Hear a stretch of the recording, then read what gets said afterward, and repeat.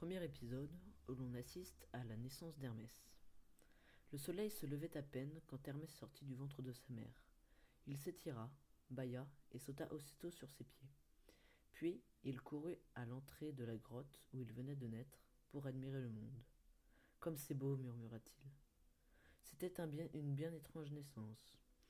Avait-on jamais vu un enfant qui, aussitôt né, se met à marcher et à parler? Mais cet enfant-là vivait au pays des dieux. Cet enfant-là vivait au commencement du monde, en des temps mystérieux où tout était possible.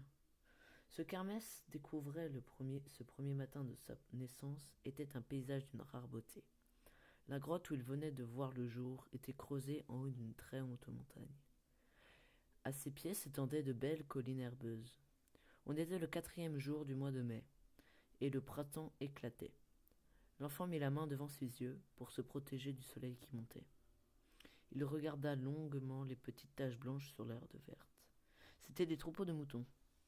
Il regarda longuement les petites taches mauves sur l'herbe verte. C'étaient des arbres en fleurs. Un oiseau passa dans le ciel en traçant de grands cercles. Une bonne odeur parfumée flottait dans l'air. Hermès eut soudain envie de rire aux éclats, tant la vie qui commençait lui paraissait belle. C'est alors que de l'intérieur de la grotte, une douce voix l'appela. C'était Maya, sa mère. Elle avait de longs cheveux de soie et un regard de miel.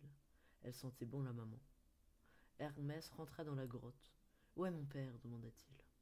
Maya eut un étrange sourire. « Il est partout et nulle part. » Hermès s'écarta brusquement de sa mère et tapa du pied sur le sol. « Mais je veux le voir, moi !»« Chaque chose en son temps, » répondit Maya en passant la main dans les cheveux bouclés de son enfant. Le soleil était déjà haut dans le ciel quand Hermès sentit qu'il avait faim.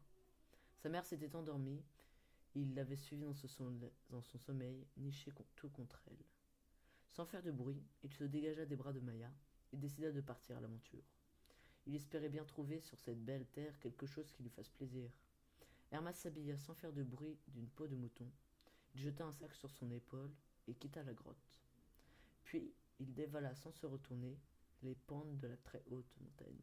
Il sifflotait gaiement en marchant d'un bon pas. Soudain, son pied heurta ce qu'il prit pour un gros caillou vert. Le caillou rôla quelques mètres en avant devant lui.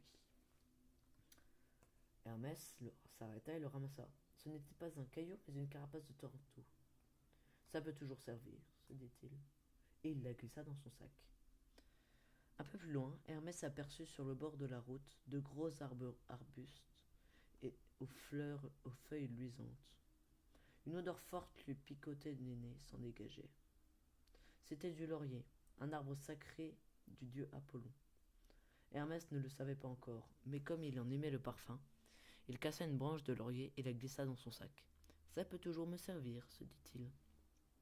Un peu plus loin encore, Hermès arriva près d'un étang. Une forêt de tiges souples se balançait autour de lui. Il crut entendre murmurer « Bonjour, bonjour, bonjour ». Comme il était d'un naturel poli, il salua lui aussi les longs roseaux. Puis, il en glissa quelques-uns dans son sac en se disant « Ça peut toujours me servir ». Et il continua son chemin. Il n'était pas encore bien grand, et la forêt et les roseaux le cachaient presque entièrement. C'est ainsi, dissimulé, qu'il arriva devant un troupeau de vaches. Les vaches étaient magnifiques, et elles possédaient de longues cornes recourbées. Leur peau luisait au soleil. La tête relevée, elles observaient le monde autour d'elles avec une élégance étonnante. Elles étaient si blanches et si fières qu'Hermès fut certain d'avoir découvert les plus belles vaches du monde. Il eut très envie de jouer avec elles. Il rêvait de grimper sur leur dos pour une promenade royale. Il rêvait de se glisser dans leurs plis pour boire du lait. Comme ça devait être bon, ce lait chaud et mousseux. Hermès, qui commençait à avoir de très faim, en eut l'eau à la bouche. Il jetait des regards de tous les côtés sans s'apercevoir de berger. Personne ne semblait veiller sur ce troupeau. Alors il décida de se servir. Mais il lui fallait faire preuve d'astuce. Hermès s'allongea un instant sur le talus d'herbe fraîche pour réfléchir. Les papillons voletaient autour de lui. Le soleil lui chatouillait le cou. Comment allait-il s'y prendre pour voler ses vaches sans se faire repérer ?